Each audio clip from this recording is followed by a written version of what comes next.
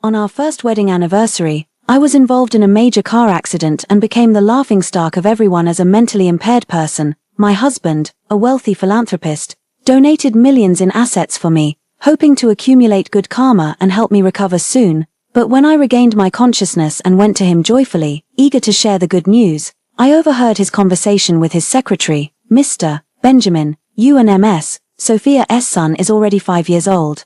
Even if your wife finds out about this, she can't change the fact. Why do you keep making her take the drug that causes dementia? Only this way will she obey quietly. Alvis is only 5 years old now, he can't handle any shock, and I won't allow any danger to come to either of them. If she remains demented for life, I will take care of her for life, ensuring she lives without worries. She should be content. Tears welled in my eyes, a chill spreading through my heart.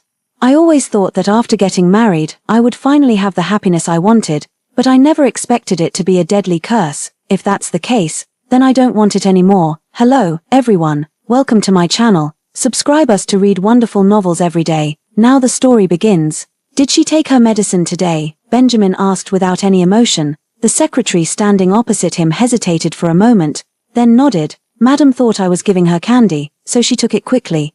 But, when I went to get the medicine just now, the doctor said if she continues taking it like this, she will never have a chance of recovery in this lifetime. Mr. Benjamin, perhaps we should stop. No, if she recovers, I won't be able to spend every day with Alvis. The child is still young. He can't be without a father's love. As he said this, the coldness in his eyes faded, replaced by a soft tenderness. He continued gently, Sophia has been clingy lately, always wanting me by her side.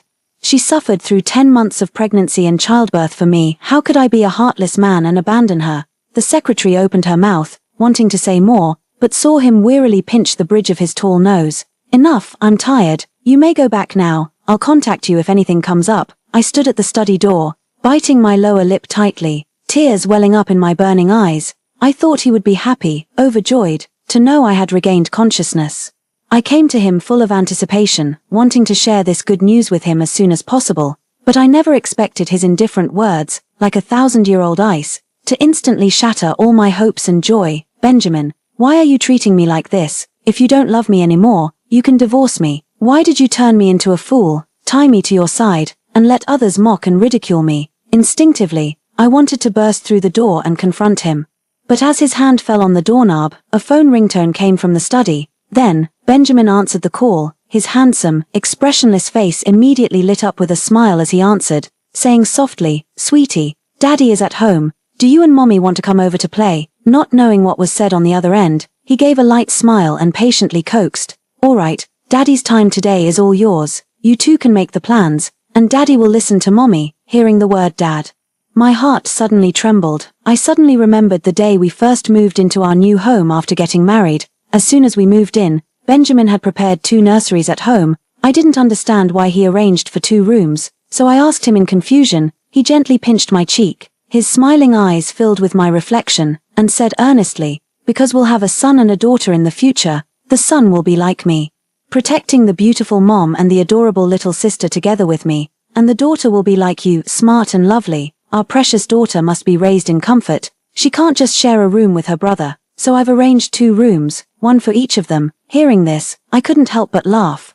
What if we end up with 2 sons? Benjamin showed a hint of disdain on his face and sighed helplessly. Then congratulations to Ms. Vivian. You'll have 3 bodyguards to protect you in the future. At that time, I was the only one in his eyes. His heart and eyes were filled with love for me. But why, in just a year, did he become like a completely different person, so unfamiliar, so terrifying? Scalding tears fell on the cold back of my hand, bringing a wave of intense heat. My mouth agape, I gasped for air in agony. The sweet words of the past clashed with the voice of the present, leaving me unable to distinguish what was real.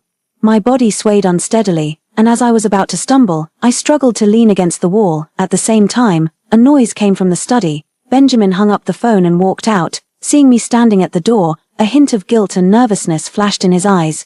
Vivian, why are you here? My eyes blurred with tears, and he became hazy before me, making it impossible to see his expression clearly. I tried to open my mouth, but it felt like a lump in my throat, and no sound would come out.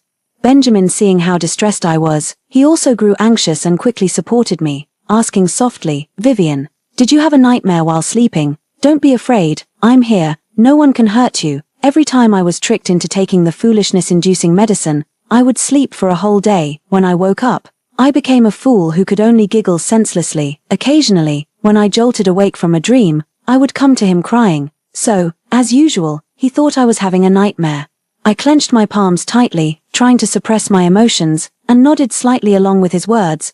Benjamin saw that I was gradually calming down and secretly breathed a sigh of relief. How old are you to still be scared by nightmares? Alvis is even braver than you. Learn more from him in the future. Ever since I became mentally impaired, his son and the woman from outside have always openly come to the house. I was foolish, understanding nothing, yet always eagerly welcoming them to play. Thinking of the things that happened during my foolishness, it felt as if a heavy stone was hanging in my heart, weighing me down so much that I could hardly breathe. I pressed my lips tightly together and said nothing. Benjamin was completely focused on the two of them, mother and child, and didn't notice my emotional change at all. Vivian, later Alvis and his mother are coming over for dinner. Go set out the slippers for them. He said it in his usual tone, as if coaxing a child. A chill ran through my heart. Taking advantage of my foolishness and ignorance, he always sweet-talks me into being a free nanny for him and his mother. They were thirsty and asked me to pour water. The floor was dirty, so they told me to sweep and mop. Even when they entered the door, I had to personally bring them slippers to welcome them. Looking at the familiar yet unfamiliar face before me, the emotions I had just managed to calm down began to stir again.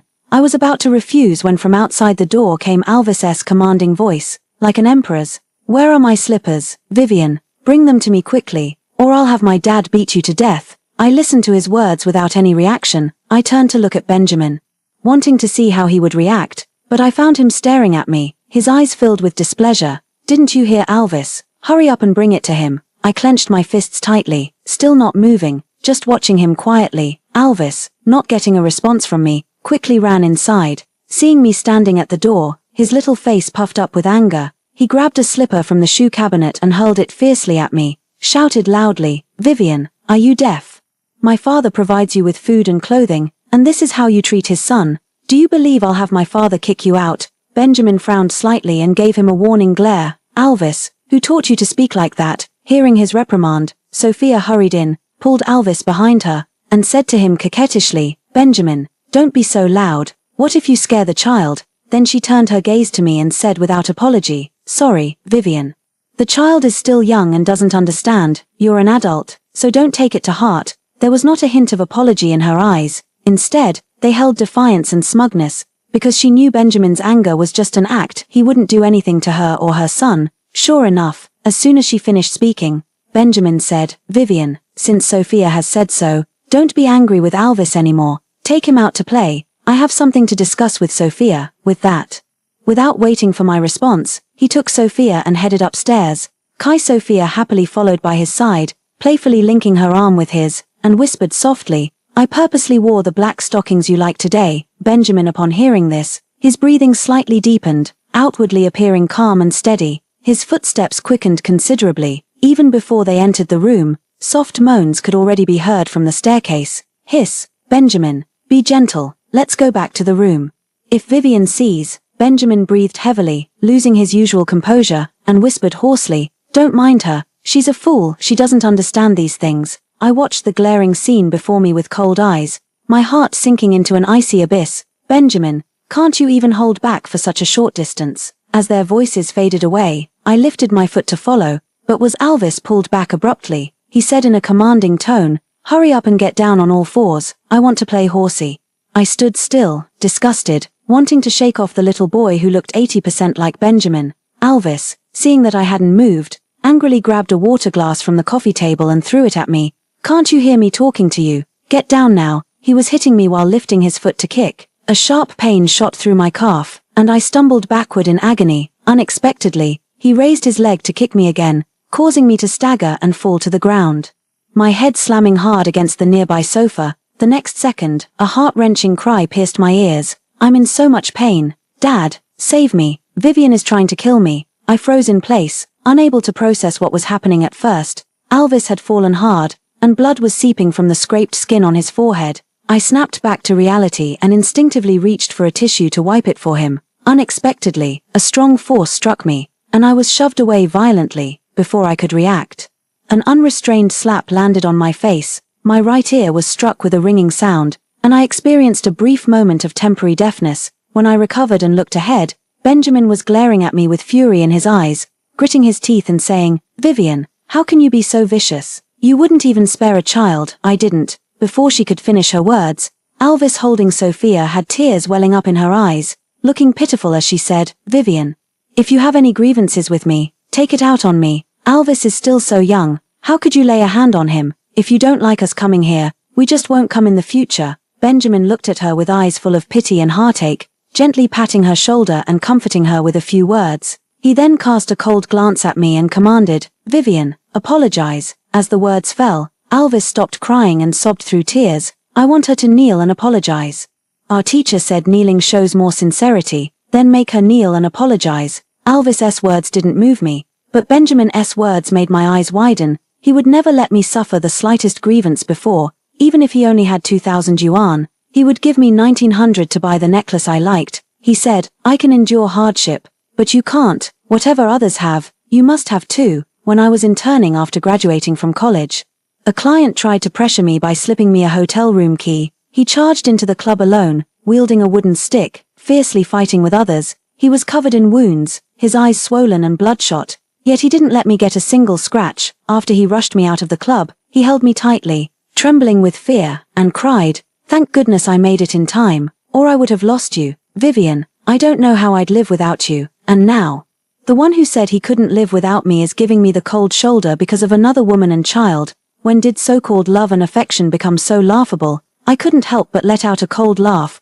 gritting my teeth as I said, "It wasn't me. Why should I apologize?" Benjamin's face darkened completely. He strode over to me, grabbed my hand, and pulled me into the dark storage room on the first floor, saying coldly, "You'll be let out when you admit you were wrong."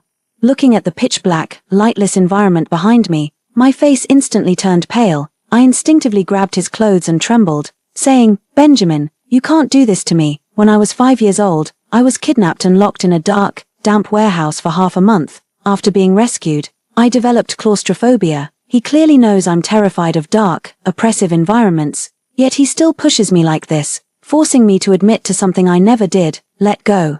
Benjamin looked at me with nothing but coldness in his eyes, resolutely pushing me inside. I screamed in terror instantly, "Benjamin, open the door. I don't want to stay here." Resistance and fear washed over me all at once. Trembling all over, I looked helplessly into the pitch-black surroundings. Suddenly, I remembered what had happened during this period of my foolishness. Half a month ago, Alvis fell into the pond while playing in the water by himself. After being rescued, he insisted that I had pushed him. Benjamin believed his words and heartlessly locked me in the storage room, saying, "You'll be let out once you realize your mistake." He closed the door and left, completely ignoring my screams and struggles. Not long after, Alvis and Sophia arrived. Looking at me smugly as I begged them like a dog, Sophia looked down on me and said, "Vivian, so what if you come from a good family? Without winning Benjamin's heart, you're the one who loses. Just stay foolish like this forever, watching me and my son slowly take everything from you." Alvis said with full contempt, "Benjamin is my dad, and no one can take him away. A woman like you doesn't deserve him at all. Mom, I wish she would just die here, so we can go back to our home." Sophia patted his head, shot me a disgusted glare, and said through gritted teeth, "She should have died long ago. Who would have thought she'd be so tough, surviving such a major car crash and just turning into an idiot? We should have had someone else finish her off for good." At this thought, a chill ran down my spine. My car accident was no accident. It was Sophia who arranged it on purpose. I swallowed hard, trying to calm my emotions, and slowly walked while leaning against the wall. I remember when I first moved in, I left a backup phone in this storage room. If nothing unexpected happened, it should still be here. I fumbled slowly in the darkness. Fortunately, I found my phone among a pile of discarded items before long. Tears blurred my vision, and my hand trembled helplessly as I held the phone. Yet, I resolutely dialed the number engraved in my memory. After a few beeps, the person on the other end picked up the phone. Suppressing the turmoil inside, I choked up and said, "Dad, I want to come home." Hearing my voice, my dad was startled, unable to hide his joy. "Sweetie, have you regained your senses?" Dad will come find you right away." Without waiting for me to explain further, he excitedly drove over to get me. When he saw the slap mark on my face, his eyes flickered with pain and anger, but he didn't ask anything, only choked up and said, "Dad is here. Dad will take you home." He didn't linger any longer and took me away directly. The moment we got in the car, as if he had made up his mind, he asked with feigned lightness, "Vivian, will you regret leaving with me?" I raised my hand to wipe away my tears, recalling everything that had happened before, and shook my head. "I won't regret it, let's go." Benjamin was once the person I desperately wanted to marry, but now, he no longer deserves my love. On the other side, Benjamin took the child to the hospital for a checkup, after finding out that no vital parts were injured. He finally felt relieved. Sophia held the child, looking at his wounds with heartache, and sobbed tearfully. This time we were both at home, and she still acted so cruelly. I can't even imagine how badly Alvis would be bullied by her if we weren't around. Alvis pouted, pretending to be well behaved. "Mom, don't cry, Alvis is fine. As long as Vivian auntie is happy and doesn't cause trouble for Dad, Alvis can do anything." Seeing how understanding the mother and son were, Benjamin's resentment towards Vivian grew even stronger. He immediately took out his phone and called the nanny at home, saying sternly, "Keep an eye on Vivian for me. Without my permission, no one is allowed to give her any food." As soon as he finished speaking, the nanny was taken aback and stammered, "Madam's father just came by. He took her away." Benjamin frowned tightly. "Why would he suddenly come here?" "I don't know. Madam left without taking anything just now, Mr. Benjamin." "Should I go and bring her back?" He snorted disdainfully. "No need. She can't leave me right now. She'll come back obediently by evening." Vivian, after losing her sanity, trusts only him. Wherever he goes, she silently follows. So he was certain Vivian couldn't leave him. But by evening, he still hadn't seen Vivian. Benjamin recalled the nanny's words, his heart tightening with an inexplicable sense of foreboding, and asked again, "When Vivian left today, did she really go empty-handed? Didn't she take her phone?" The nanny nodded firmly. "Mr. Sue took the madam away as soon as he arrived. She really had nothing in her hands." Upon hearing this, Benjamin felt his unease grow. He took out his phone and called Vivian's father. However, the response was a cold, mechanical female voice. He didn't stop, calling repeatedly, but the voice that answered was never the one he wanted to hear. Just as he was about to leave for her house to look for her, Sophia walked in with the child. "Benjamin, where are you going so late at night? Alvis says he has a bit of a headache and is fussing, wanting you to sleep with him. Could you take him for the night?" Sophia lowered her tone, speaking softly to negotiate with him. Her humble and submissive posture was heartbreaking. Remembering what Vivian had done today, Benjamin immediately dismissed the thought of going to find her, nodded, and said, "All right, I'll take him upstairs." Alvis cheered happily and exclaimed, "All the other kids have their mom and dad tucking them in together. I want both of you to stay with me too." Benjamin couldn't refuse him and reluctantly agreed. When I returned home, my dad personally cooked a whole table of my favorite dishes. I sat at the dining table, continuously savoring the long-lost familiar flavors. No matter how I tried to suppress the surging emotions, tears still fell uncontrollably, sliding to the corner of my mouth, mixing bitterness into the delicious food. During the time I was foolishly infatuated, I loved following behind Benjamin. Even when my father came, my eyes were only on him. My father didn't want to provoke Benjamin's displeasure, so he always came and went in a hurry, didn't even get a proper look at me. Now, he quietly turned his head to wipe the corner of his eye, took a deep breath, and said, "Vivian, since you're not happy at the Benson family, just come home. Dad can afford to take care of you." Hearing this, my tears kept falling.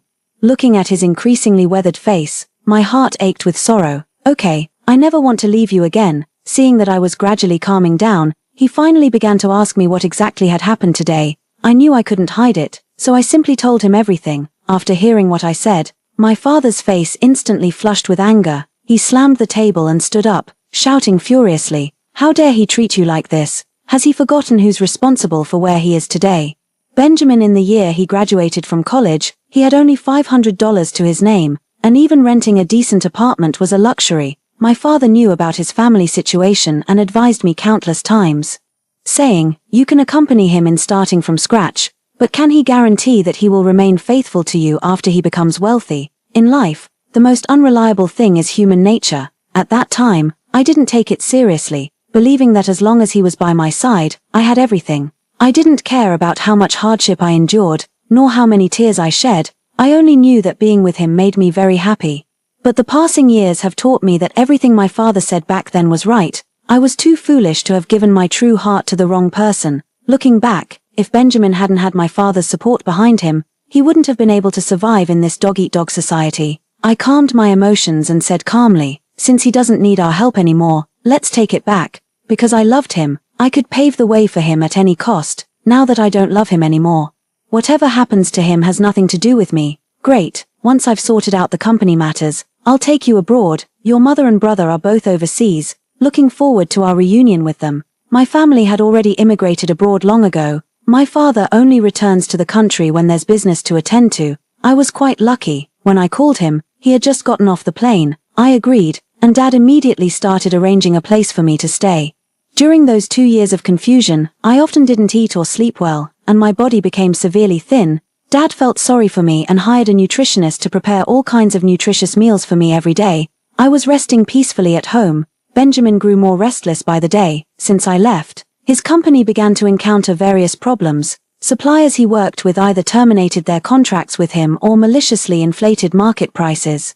No one was willing to cooperate with him sincerely. Benjamin guessed that Vivian's father was behind it, so he bought many expensive gifts and went to talk to him, only to learn that the Addison family had long since moved away from this villa area. At that moment, he stood stunned at the familiar gate, unable to believe it, and asked, "Are you sure the Addison family has already moved away from here? Just last month, when my father-in-law came back, they were still living here." "Yes, Mr. Addison moved away yesterday, and has already sold the house here. You're his son-in-law, how could you not know this?" The guard of the villa area clicked his tongue repeatedly, looking at him with suspicion in his eyes. But at this moment, he had no mind to dwell on the doubt in his eyes. An inexplicable panic in his heart made it hard for him to breathe. He couldn't reach Vivian now, and what's more, he couldn't find her. Things were slipping out of his control, making him deeply uneasy. He muttered blankly, "Vivian is a fool who can't live without me. How could she leave with her dad?" Hearing this, the guard couldn't help but ask in confusion, Vivian, when did she become a fool? She's perfectly fine. Just yesterday, when I helped her move her luggage, she thanked us very politely. Look, I even have some cookies she made herself. They taste pretty good." He took out the small gift box Vivian had given him when she left. Benjamin looked at the familiar packaging style. His heart suddenly racing, he quickly snatched the item from the guard's hand to examine it closely. After seeing the animal shapes of those small cookies, his face suddenly turned pale. Benjamin held the gift box with trembling hands, his eyes filled with disbelief. Impossible. How could she have regained her senses? She clearly took the medication. How could this happen? He refused to believe that I had regained my sanity, threw down the cookies, and hurriedly drove to the hospital. He found my attending physician and began discussing my condition. The doctor said, "Logically speaking, there shouldn't be any issue with the medication I prescribed. As long as Vivian isn't subjected to certain stimuli, it's impossible for her to regain consciousness." "Mr. Benjamin, did you do something to her?" Hearing this, he suddenly remembered Vivian's fear of the dark. These days, Alvis has been coming to the house more and more frequently, and the number of times she was locked in the storage room for reflection has also gradually increased.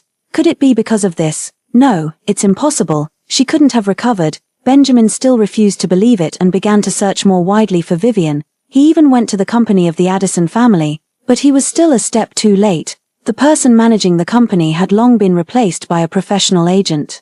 Vivian's father had already handed over all the company affairs in the country to him. It was at this moment that he suddenly realized Vivian had truly left him. Benjamin searched outside all day and didn't return home until 10 p.m., dragging his exhausted body. As soon as he entered the house, he saw Alvis stepping on Vivian's favorite doll. His pupils trembled violently as he stormed over, shoved him aside, and carefully picked up the doll that had been trampled black, fuming with rage.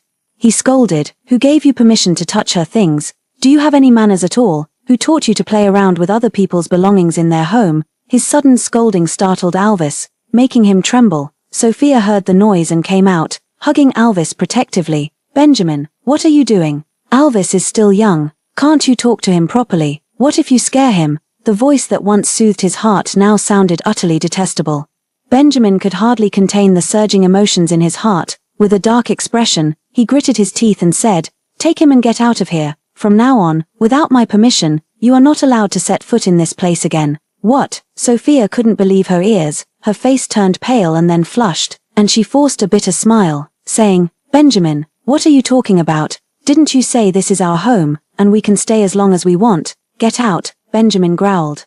His face dark and his chest heaving with anger. The grip on the plush toy in his hand tightened unconsciously, but before long, he realized it was Vivian's favorite plush toy, and he subtly loosened his grip. He picked up the dirty doll and carefully wiped it, murmuring to himself, "This is Vivian's favorite doll. She used to take it everywhere. Why did she suddenly abandon it?" This doll was won by Benjamin from a claw machine on their first date. Though cheap, she loved it dearly. After bringing it home, she placed it by her bedside and slept holding it every night. During her period of confusion, she became even more inseparable from it, carrying it with her wherever she went. How could she just abandon something she loved so much? Sophia heard his words clearly and spoke recklessly in anger. "Vivian is already gone. Why are you still thinking about her? When she was here, you let me and our son come to you. Wasn't that just a roundabout way of driving her away? Now that she's gone, what more are you dissatisfied with?" "Shut up." Benjamin was provoked by her words, his eyes reddening. He clenched his fists and gritted his teeth, saying, "I never wanted to drive her away. If you hadn't suddenly shown up with the child, how could I have treated her like that? Yes. If it weren't for the time when Vivian became mentally disabled after the car accident, and she suddenly showed up with the child, how could he have had that momentary lapse in judgment? He made his Vivian a fool for 4 whole years, enduring endless ridicule from outsiders. He made her so insecure that she didn't even dare to step outside. All of this was his fault." At this thought, he closed his eyes in agony, questioning repeatedly, "Why did you give birth to him? Why did you bring him before me? If you insisted on having him, you shouldn't have brought him into my sight." Sophia flushed with anger at his accusation, stiffening her neck as she retorted, "And what about you? Why do you lose your composure the moment I show up? You were the one who chose to abandon Vivian for the sake of us and our child, so how did it all end up being our fault?" Sophia's question struck a chord in the part of his heart he dared not confront. Benjamin's eyes flickered with evasion, unwilling to face reality. He stumbled his way upstairs. Vivian left without taking anything with her. The room remained exactly as it was when she departed, except that the familiar scent of her presence was gone forever. Gazing at the surroundings that felt both familiar and strange, Benjamin had a lost look in his eyes. He slowly slumped to the ground and cried out helplessly in despair, "Vivian, where are you? I miss you so much. Please come back." Benjamin did not give up searching for Vivian. He began trying to contact all of her family members, but they had already known everything and changed their contact information before he even called. All the numbers he called turned out to be unreachable, just as my dad said he was trying to find me. I happened to get in touch with Benjamin's secretary's assistant. That girl is my junior from school, and I was the one who introduced her to join the corporation. I called her. And when she heard my voice, her eyes widened in shock. She was both excited and relieved, trembling as she said, "Vivian's sister, are you better now?" I softly hummed in agreement, and then I heard a joyful sob coming from the other end of the phone. "I knew it. You're blessed with good fortune. Heaven wouldn't treat you too harshly. That's wonderful." Hearing the happiness in her words, I felt immensely relieved. After exchanging a few pleasantries with her, I got straight to the point. I asked her to do me a favor, have Benjamin sign the divorce agreement. Zoe was stunned by the words and asked in confusion, "Vivian, didn't you and Mr. Benjamin have a great relationship? You two were just ranked first on the list of model couples not long ago." "What model couple? That was all fake." I knew that if I wanted her to help me, I had to let her know the whole truth. So I told her everything that had happened recently and pleaded sincerely, "Zoe, Benjamin and I can't go on anymore. He has a new lover and a child. There's no future left for us." Zoe was furious after hearing what I said. "I thought you two had a great relationship, and even told my boyfriend to learn from how Mr. Benjamin treated you. I never expected he would be this kind of person." "Vivian, don't worry. Leave this matter to me. You helped me before, and now it's my turn to help you." Zoe was clever. She slipped the divorce papers in when handing over the contract. At that time, Benjamin was busy contacting people to look for me and didn't carefully read the contract, hastily signing it. After getting his signature, she immediately mailed the agreement to me. When telling me the courier information, she didn't forget to comfort me. "Vivian, you'll surely blossom all the way in the future. I wish you a bright future and may all your wishes come true." I sincerely thanked her. Afterward, I contacted a divorce lawyer to handle the divorce matters on my behalf. Alvis is already 5 years old, and it's easy to check his relationship with Benjamin. The divorce lawyer started handling the case as soon as it was taken on. I only then learned that when Alvis was 1 year old, Benjamin had looked into the adoption agreement. He wanted to transfer Alvis under my name, making him my son. Perhaps Sophia was unwilling, as this matter has not been resolved to this day. Hearing this, a chill ran down my spine. I dare not imagine if Sophia had agreed to his proposal. Would Alvis have already been grandly welcomed back to the Benson family during my foolish period? Suppressing the anger within, I instructed the lawyer to continue handling the follow-up matters. At the same time, I was also investigating the car accident I had been in. Sophia perhaps thought that if I became incapacitated, no one would look into what happened back then, so she wasn't very careful when handling the aftermath, and I quickly noticed something suspicious. I gathered the evidence and directly called the police. Meanwhile, Sophia was at home making lunch for Alvis. Alvis, go call your dad downstairs for dinner, the food will get cold soon. Alvis responded with an okay and was about to go upstairs to call him when he saw him slowly walking down. His big eyes instantly lit up, and he obediently called out, "Dad," but this time, instead of the usual warm response, he heard him say, "I've bought plane tickets abroad for you and your mother. You'll leave this afternoon, and I'll send you living expenses regularly. From now on, you are not allowed to come back." Sophia turned pale, the object in her hand clattering to the ground. "Benjamin, are you really going to be so cruel to us?" As soon as she finished speaking, the nanny rushed in from outside and shouted, "Mr. Benjamin, it's terrible. The police are here at the house, saying that Ms. Sophia is suspected of intentional homicide, and they want to, hello. We are the police. Someone has filed a real name report accusing Ms. Sophia of intentionally hiring a hitman to commit murder. The evidence is currently conclusive, so please come with us." The appearance of the police set off alarm bells for Benjamin, and he instinctively asked, "Who did she hire someone to kill?" "Vivian, Ms. Vivian." After investigation, we found that her car accident 5 years ago was not an accident, but intentional, as these words fell.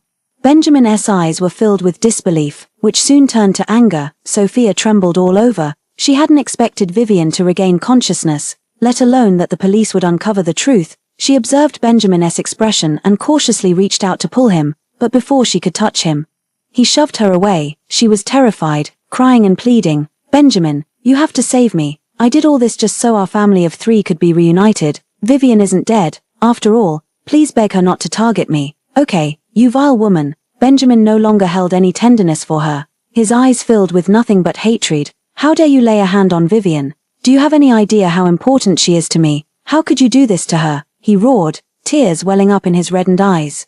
Unable to contain himself, he slapped her across the face. "Sophia, you're the one who's wicked. You're the one who deserves to die or go mad, not my Vivian." After slapping him, he still felt it wasn't enough, but just as he was about to strike again, he was restrained. Not long after, Sophia was taken away, leaving only the heartbroken Benjamin and the screaming, crying Alvis at home. Benjamin looked grimly at the boy who bore some resemblance to him, feeling his heart slowly die inside. After a while, he took out his phone and called his secretary, saying hoarsely, "Come and take this child abroad. I never want to see him again in my life." Alvis was scared. He was afraid that Benjamin would really abandon him. He clung desperately to his leg, refusing to let go, crying and shouting, "Daddy, please don't leave me. I'll be good and listen to you from now on." Benjamin heard his voice and responded with a heart-wrenching cry, "Don't call me Daddy.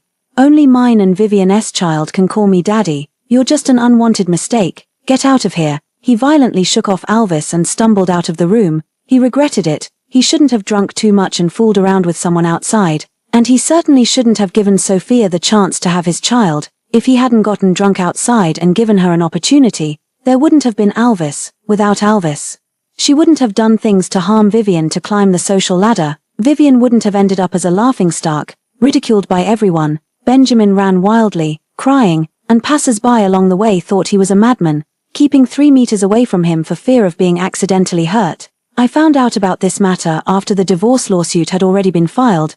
The divorce lawyer told me that Benjamin said he would only agree to the divorce if he saw me in person. With no other choice, I had to call him myself to schedule a time to process the divorce certificate. Benjamin answered my call with a voice full of the joy of something regained, calling out repeatedly, "Vivian, my Vivian, are you coming back to me? I'm sorry, Vivian. I will never do anything to hurt you again. Will you come back? I'll let you hit me until you feel better." I remained silent, saying nothing, but I could hear the sound of him slapping himself while he spoke. Atoning for having hit me before, I wasn't moved. I just asked, "What were you thinking when you gave me that foolishness-inducing drug?" Benjamin fell silent, because at that time he only thought that as long as I was a fool, I wouldn't be able to leave him, no matter how he and Sophia messed around outside, no matter how many children they had, he could still come home and see me. He was sure I wouldn't leave him.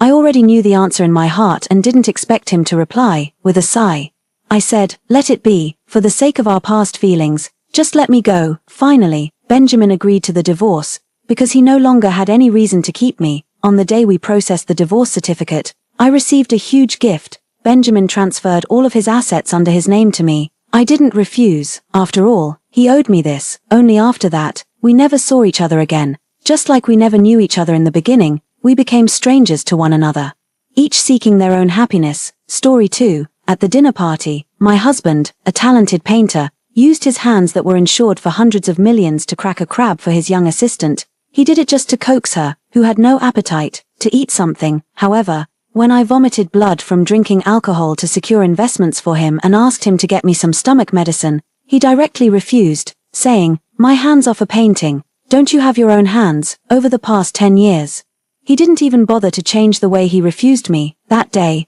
I sobered up in the cold wind and asked a lawyer to draft a divorce agreement. Leonard, in this world where everything is hasty, you and I will no longer be on the same path. When Leonard cracked the crab for his young assistant, who had no appetite, with his own hands at the dinner party, everyone looked at me awkwardly. Just a minute ago, I had assured the investors, Mr. Leonard's hands are insured for hundreds of millions. Usually, to protect his hands, he doesn't even hold a dinner knife. To smooth things over, I punished myself by drinking 3 glasses of white wine. Bloodshot streaks welled up in my throat, but I forced them back down, unexpectedly, just as the tense atmosphere was easing. Leonard wanted to end the dinner party early and take the assistant to McDonald's. For this, Leonard even quarreled with and hit the investor. To apologize to the investor, I took a slap for him and compensated the money. When I turned around and was about to check if his hand was injured, I heard Leonard say indifferently, "If you weren't so greedy for money and insisted on getting close to those wealthy businessmen, how could the girl be hungry? I'm taking her to McDonald's. Don't come with us. You're ruining our appetite." The young assistant, Clara, apologized to me pitifully. "I'm sorry, Ella. If I had known that Mr. Leonard cared so much about me, I would definitely have endured my discomfort and not said anything." Leonard rubbed her hair disapprovingly. "You little one, what's your fault? You're just innocent. People like her are so mercenary. She'd rather vomit blood from drinking than leave." My heart turned cold. It turned out that he wasn't unaware of my vomiting blood, he just didn't care. I stood there. After half an hour of being in the cold wind, I made a call to my lawyer, "Prepare a divorce agreement for me."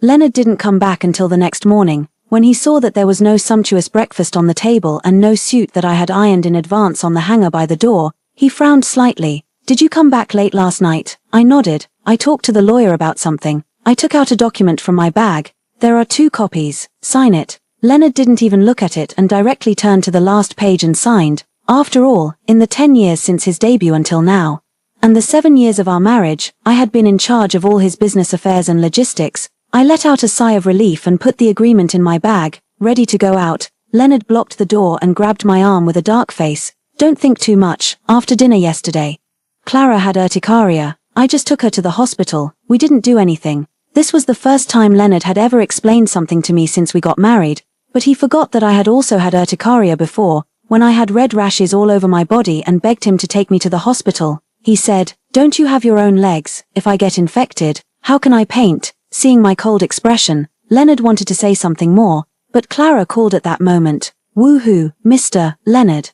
Today, when I went to the studio, many people laughed at me. "I'm so ashamed and uncomfortable. You little silly thing. Didn't I tell you yesterday that you should rest well when you're sick?" Clara sobbed and said, "But if I don't go to the studio, the progress of the new art exhibition will fall behind. If I delay your career because of me, I'll be so ashamed that I could die. Silly girl. How can it be your fault for being sick?" As he spoke, Leonard turned back and gave me a look of disgust. "It's all because of some people who are blinded by greed. They don't care about other people's lives just to make money. Be good. Go wait for me in my office. I'll take you home." Leonard slammed the door and left. From beginning to end, he turned a blind eye to the redness and swelling on my face. I lowered my eyes and took out my phone to contact the up-and-coming painter in Paris who had been inviting me for a long time.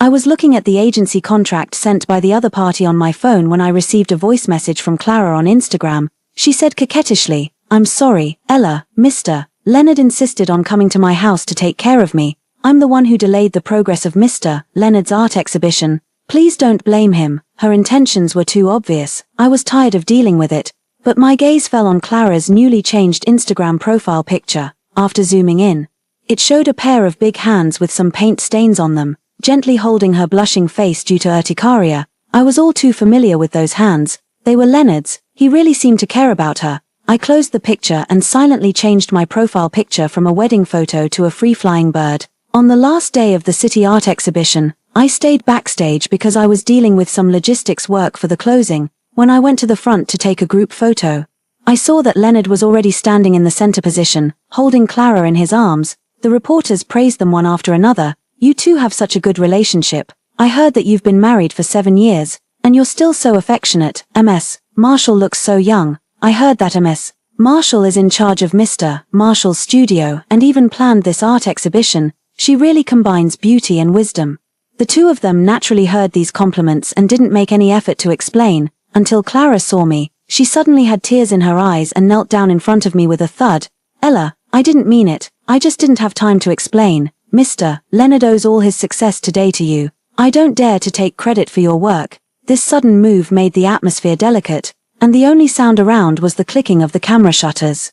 Leonard didn't hesitate to stand in front of Clara to protect her. Ella, do you have to be so aggressive? Clara has contributed a lot to this art exhibition. I'm just giving her a chance to show her face, which is just a normal way of promoting a new talent. He lowered his voice. This is a public place. Don't make a scene. I wasn't making a scene, and I wouldn't make a scene in the future either. I put on a proper smile, helped the kneeling Clara up, and introduced her to the media.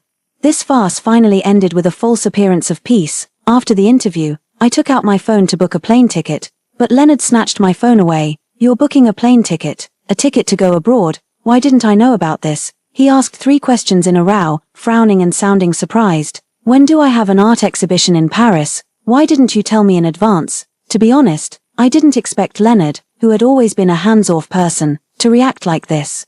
Maybe my recent abnormalities had finally caught his attention. A trace of panic flashed in Leonard's eyes. He grabbed my hand and demanded, "What on earth do you want to do?" Just as I was about to tell him the truth, I heard Clara's scream coming from the backstage. Leonard quickly threw my phone away and rushed over in big strides. I silently picked up my phone, pressed the payment button, and then went to the backstage. The picture frames were shattered all over the ground. Clara was lying on the ground, and her wrist was bleeding profusely from being stabbed by the wooden splinters of the picture frame. Woohoo, Mr. Leonard, my hand is injured. Could it be that I won't be able to paint in the future? Ella asked me to come here to tidy up. I really didn't expect these picture frames to fall. I was obviously being careful. Did I do something wrong? Leonard carefully held Clara's hand, and his eyes were already red. The next second, he turned his head and roared at me. Ella, have you had enough of this nonsense? Clara is my assistant. Usually, she only tidies up my things. What's your intention of making her do heavy work? I've endured your improper behavior at the dinner table all these years. Are you so corrupt now that you're trying to frame others? Ignoring the suspicious looks around me, I explained with a serious face, I didn't ask her to come. I was clearly at the front just now. Leonard interrupted me impatiently. Of course you don't have to come here in person. You're in charge of everything in my studio. You can just find someone to do it for you. Now, come over here and apologize to Clara immediately, or I'll call the police. I forced a self-deprecating smile and was just about to agree to call the police and check the surveillance. Clara hugged Leonard tightly and desperately stopped him from calling the police. Naturally, Leonard agreed to everything she said. He said through gritted teeth, Clara doesn't want me to call the police, so I won't, but I won't let you off. With that, he directly picked up a painting in the corner and smashed it hard at my feet. The solid wood picture frame almost broke my leg bone, and the sharp edges pierced my skin. Blood gushed out. This is for Clara to pay you back. Everyone, listen up. From now on, the work in my studio has nothing to do with Ella. If anyone dares to listen to her and do things, get out of the studio. Ella, come back to the studio after you've reflected on your mistakes and apologized to Clara. Leonard picked Clara up in his arms, pushed me aside, and left without looking back. I stood there, and tears streamed down my face despite myself. Mixed with the blood, they dripped onto the shattered picture frame at my feet. This was the painting that Leonard had spent 3 months creating when he proposed to me. And it used to be his most precious painting. It was painted with 30,000 of my names, depicting the future we once envisioned watching the sunset in Paris. But now, the once passionate love had been put aside by him, and the promises he made had also been broken by his own hands. I took out the painting paper from the picture frame and tore it into 48 pieces with my own hands, then threw the shredded pieces into the trash can. Leonard was right. In the future, his studio would have nothing to do with me. I wasn't his official agent in the first place. I had been taking care of his career in the capacity of his wife, but I wouldn't be his wife soon. The next day, I went to the office to pack my things. I happened to hear the manager of the studio persuading Leonard, "Mr. Marshall, you were too impulsive yesterday. Over the years, your wife has been busy with everything in the studio. If she really gets angry and doesn't come to the studio anymore, the upcoming art exhibition will be in chaos." Leonard snorted. "She's just benefited from me. The success of the art exhibition depends on my talent. If she doesn't come, let Clara take over her work. It's just some miscellaneous tasks. Anyone can do it." Leonard seemed to think of something and then added, "Clara is different from her. The little one doesn't like to flatter others. Don't let her attend the dinner parties. I originally wanted to go in and hand over my work to the manager, but now it seemed unnecessary." At this moment, my Instagram notification sounded. The person in Paris said that my visa had been processed and I could leave at any time. I went straight home and started packing my luggage. Halfway through packing, Leonard actually came back and even brought me a bowl of pigeon soup. I looked at the already torn food safety seal and the almost empty bowl of soup. I directly threw this leftover food into the trash can. Leonard wanted to get angry, but when his eyes glanced at the little remaining soup, he finally suppressed his anger out of guilt. "Don't think too much, it's not leftover food." He obviously forgot that I'm allergic to pigeon soup. Back then, when Leonard was young and hot-headed, he provoked his rival, and the other party wanted to cripple his hands. I took a knife for him. To help my wound heal faster, he bought me pigeon soup, but it was this soup that almost cost me half my life. I was in the emergency room for a long time, and Leonard knelt outside the door for the same amount of time. He swore to the heavens that he would never let me come into contact with pigeons again, but such an unforgettable experience would eventually be washed away by time, leaving no trace. Maybe my excessive silence made Leonard feel a bit uneasy. He paced behind me for a while and actually took the initiative to show weakness. "I was impulsive today and embarrassed you in public. But I'm the owner of the studio. I have to be fair and just to convince others with reason. It's not that I really won't let you interfere with the studio, as long as you quietly go and apologize to Clara." "Excuse me." I directly ignored his words and walked into the bathroom to pack some cosmetics. The words Leonard didn't finish stuck in his throat, and a strange sense of powerlessness welled up in his heart. In the bathroom drawer, there was a pack of sanitary napkins that obviously didn't belong to me. Outside the door, Clara happened to call Leonard. "Mr. Leonard, I suddenly got my period in the hospital, but I can't buy the special sanitary napkins for girls here. There's a pack left in Mr. Leonard's bathroom. Could you please bring it to me?" Leonard listened to the phone and walked into the bathroom. He happened to see the drawer I had opened. His eyes dodged for a moment, but he finally walked out and said to the other end of the phone, "I can't find it. I'll buy you a new pack from the supermarket." "Then Mr. Leonard must be quick. If I dirty the hospital bed, the nurse sister will be troubled. I'll also be so ashamed." Leonard seemed to have infinite patience with Clara. He even noted down details such as the brand and length of the sanitary napkins one by one. When he hung up the phone, I just finished packing my luggage. He turned back awkwardly and explained, "Don't think too much. She just came here to change clothes that day. I didn't show any extra emotions." "I understand." Leonard was a bit annoyed. "Why do you always have such a cold face? If you really mind, I won't go." "Okay." I smiled easily, indicating that I didn't care. Leonard observed my expression and found that I was really not angry. Then he hesitated and walked outside. When he reached the door, he came back and asked me, "Where are you going with your luggage?" I said directly, "Paris." Leonard seemed to think of something and relaxed completely. "Next week, I'll clear my schedule and accompany you to Paris for our honeymoon." On the last day before I left, Leonard actually remembered our previous promise. It was a pity that it was already too late. While waiting at the airport, I happened to see the Instagram moments that Clara had specifically reminded me to look at. In the photo, she was lying in the hospital bed with foam all over her head, and a pair of big man's hands were washing her hair. In the live video, I could even hear Leonard saying indulgently, "Don't move around." Clara added several heart emojis in the caption. "My hand is injured and I can't touch water. My brother insisted on washing my hair for me. Woohoo. My hair is a bit oily and I'm so ashamed. Fortunately, my brother doesn't mind and said he'll take care of me like this from now on." Just then, a message from Leonard popped up. "I have something to do next week. Cancel the plane ticket first. I'll find time to accompany you next month." He didn't know that I hadn't booked a ticket for him in the first place. Before taking off, I asked my lawyer to send him the divorce agreement and then turned on airplane mode. Throughout the journey, I felt an unprecedented sense of ease. Despite the turbulence of the plane, I still had a sound sleep. After landing and going through customs, I met the up-and-coming painter, Joshua, who had come to pick me up in person. You know, in the past 2 years, Joshua has not only become extremely popular overseas but also his fame in the country is now on par with Leonard's. He can be said to be the new artist that Leonard fears the most. Finally, I've been waiting for you, Miss Ella. I believe that with you as my agent, my career will reach new heights, Joshua said enthusiastically, gave me a generous hug, and performed a French cheek kiss, although I knew it was just a friendly gesture. I couldn't help blushing a bit when faced with the closeness of a strange man. After knowing each other for 10 years, Leonard didn't even bother to touch me with a single finger. He always said, Ella, a long-married couple is like siblings. I would feel disgusted if I touched you. Gradually, I seemed to have stopped being Leonard's wife and had become his unpaid agent and free live-in nanny instead.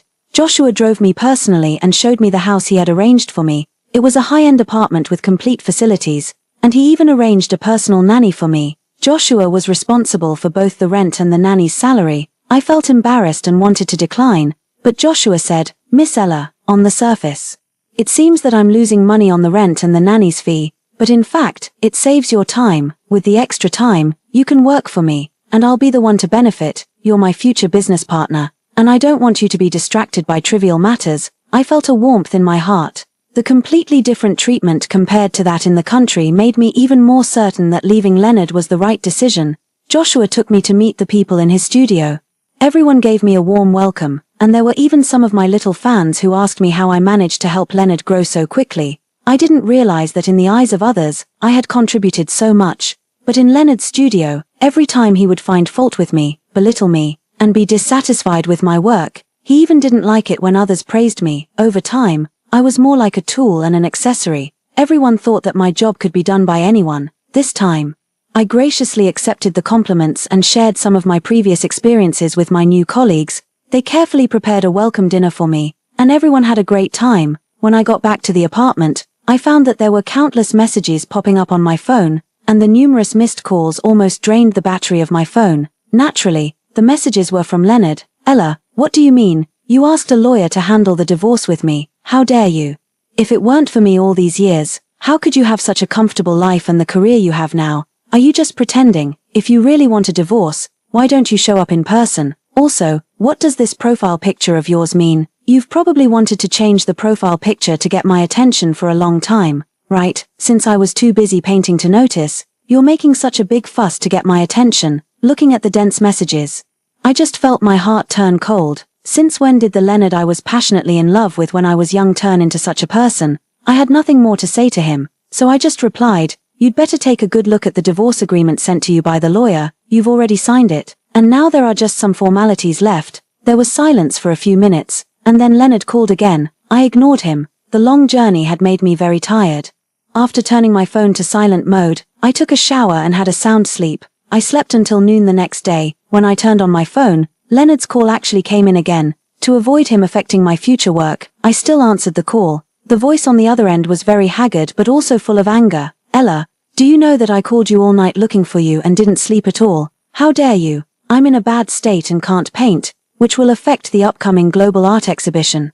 Can you take responsibility for that? You're so irresponsible. Do you still want to come back to my studio? Facing his rapid-fire questioning, I just felt annoyed. Leonard, it was you who always said that I was just doing some miscellaneous work. I believe that anyone else can do these jobs just as well. I won't go back to the studio. I'm not your agent in the first place, and soon I won't be your wife either. I don't owe you anything. As for your global art exhibition, at the last dinner party, you left early with Clara and offended all the investors. After that, I didn't go to apologize to them obsequiously, so naturally, they won't invest in you. If you still want to hold the art exhibition, go and apologize yourself. By the way, you'd better hurry up, otherwise, I'll contact them and ask them to invest in the art exhibition I'll hold in the future. Leonard stammered for a while, and his tone became weaker. He didn't know how to speak for a long time. I ran out of patience and immediately posted at Instagram moments. Ella, am currently going through the divorce process with Mr. Leonard. There is no agency contract between me and him. For future business cooperation with Mr. Leonard, please contact him directly. After I washed my face and came back, I saw that there were 7 or 8 studios inviting me to be their agent. I replied politely that I had already become Joshua's agent. Below were all messages of blessing. Artist Moo is really talented. Teaming up with Ella, their future is bound to be limitless. I heard that Artist Moo is about to hold a global art exhibition. Inviting Ella at this time means taking his career to the next level. Is it just me who wants to say, Ella was really wronged when she was with Leonard? She was clearly the one who took care of everything. But when she was with Leonard, she was like a tool. Last time, I even saw her being taunted by the studio assistant.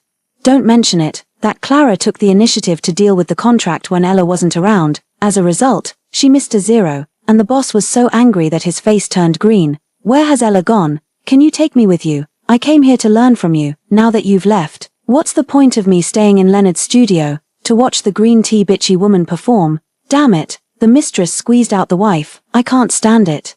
This last sentence was left by a journalist friend of mine. She was also at the celebration party of the City Art Exhibition at that time. It turned out that she hadn't left then. Instead, she witnessed the scene where Leonard smashed things at me for Clara's sake. Her professional ethics as a journalist prevented her from making a scene. Instead, she went to check the surveillance footage behind the scenes and preserved the evidence. Now, she had posted my divorce news on Twitter and also revealed Clara's scheming behavior at that time, Leonard's unreasonable outburst, and the truth that Clara had injured herself in the surveillance footage. It quickly became a hot topic in the entertainment and cultural circle. She sent me a message with a bit of embarrassment. Ella, I'm sorry I didn't inform you in advance. I originally collected the evidence to persuade you to get a divorce, but you didn't come to the studio these days.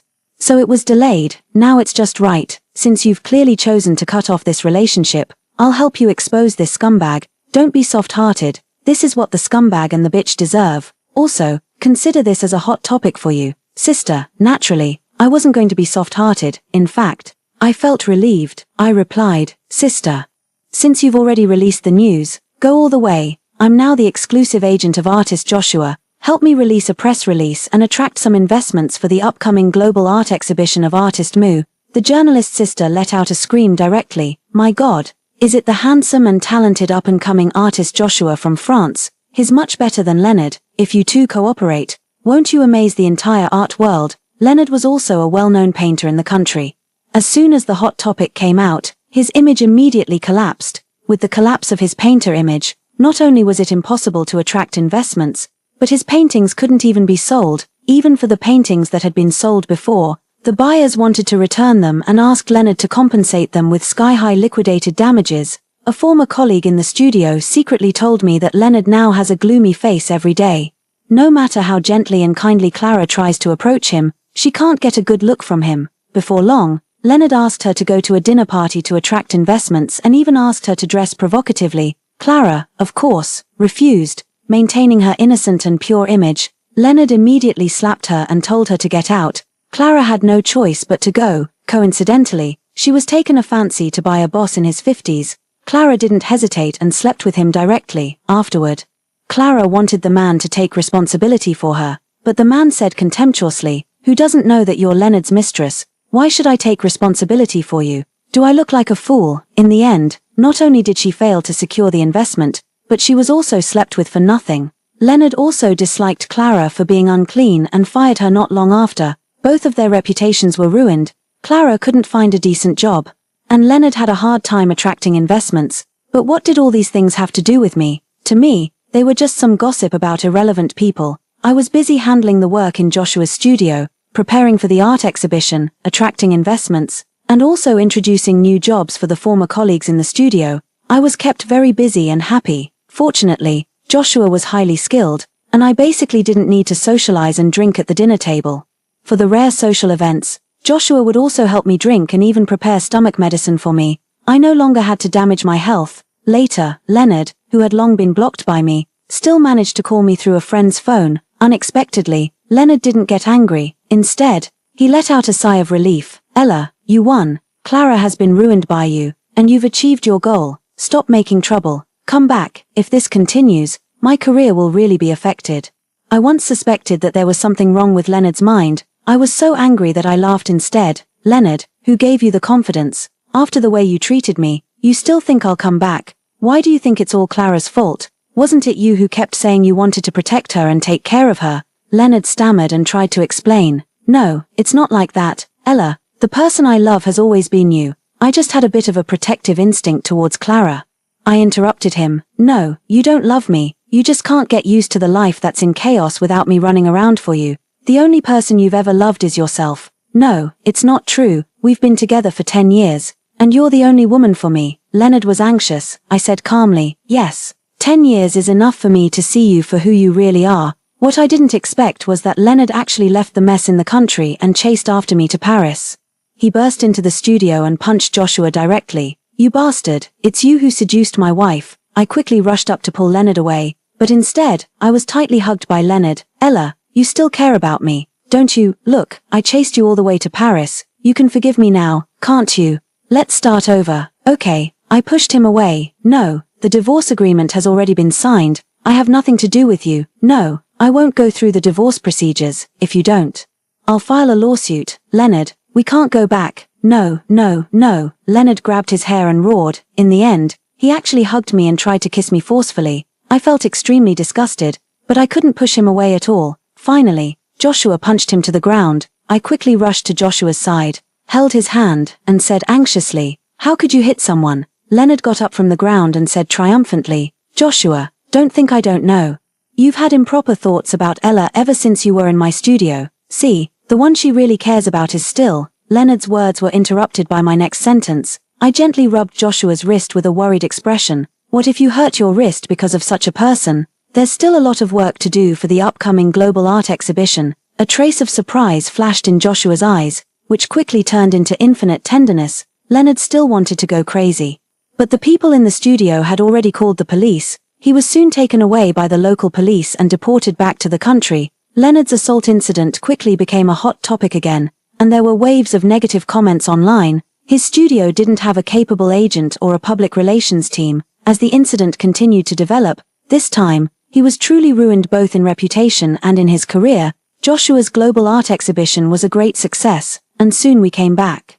When he was pulling my suitcase and walking out of the airport for me, we were quickly surrounded by reporters. Among them, there were some reporters who wanted to dig up some information about me and Leonard, but Joshua blocked them one by one. At this moment, a haggard figure squeezed in holding a painting. It was Leonard with a stubbly beard. The painting was the one of the sunset in Paris that I had personally torn to pieces on the day I left the studio. Now, it had been carefully glued back together piece by piece. Regardless of the gazes of the people around, Leonard knelt down on both knees and pleaded, "Ella, do you remember our original promise? It's my fault, I broke it. So I searched through the trash cans and stayed up all night for a month to glue it back together. Look, I've done so much for you. The painting has been restored to its original state. We can also patch things up, right?"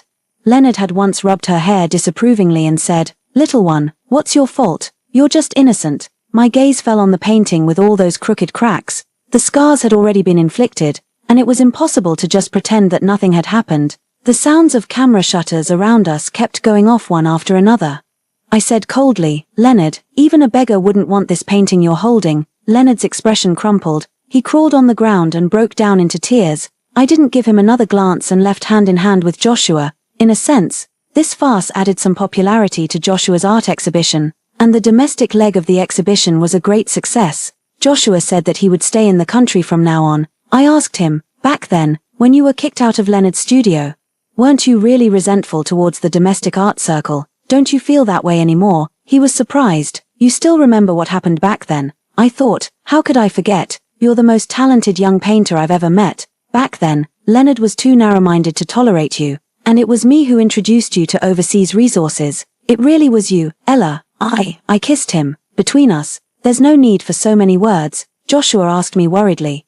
I thought that after what happened with Leonard, you would become sensitive and wary and wouldn't accept me easily. So I've always been afraid to say. I smiled calmly. It's nothing. You can't stop walking just because you stepped in some shit. Joshua was taken aback for a moment and then kissed my finger. I feel the same way. I can't deny the entire domestic art world just because I met someone like Leonard. Ella, I've thought about it. This is our route.